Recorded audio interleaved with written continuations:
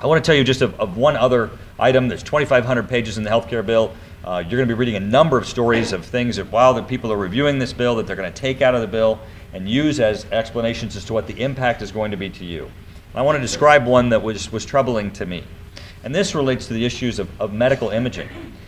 Most of us have had a CAT scan or an MRI where the doctor has believed that something for diagnostic needs to be taken a look for us.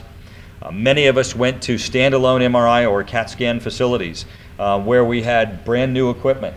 And if we went back a couple years later, they might even have new equipment.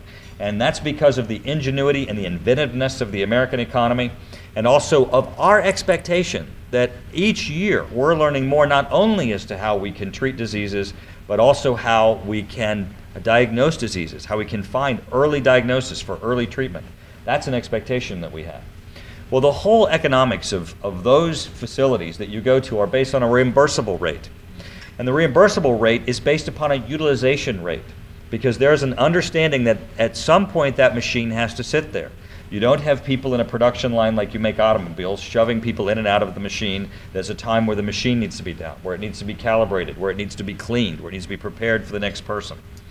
Well, in this bill, they raise the attribution level of the utilization of these machines to a level that is unrealistic and not sustainable.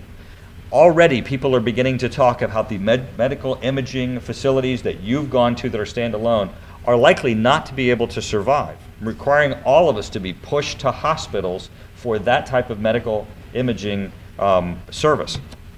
And what does that mean? Well, it means, one, there's going to be lines. It means it's going to be more difficult in scheduling. It means that obviously it's going to be more difficult for us to get in and get that test done as quickly as possible. But the other thing is that there's going to be a glut of these machines that are currently at these facilities that are going to close. They're going to be up for sale. Hospitals will buy them, but even so, what we're going to have is a number of these machines that are for sale, and you know what that means to the manufacturer? It means that they're not selling as many machines. And you know what that means to the manufacturer? It means that their needs for research and development for that next generation of medical imaging equipment, what we're all expecting is going to be there in 2 or 3 years when we get that prescription from our doctor, is likely not going to be a deliverable, because we're going to all be shoved into a system that, to try to maximize its full utility, is actually going to take away some of the great expectations that we have of the quality of care.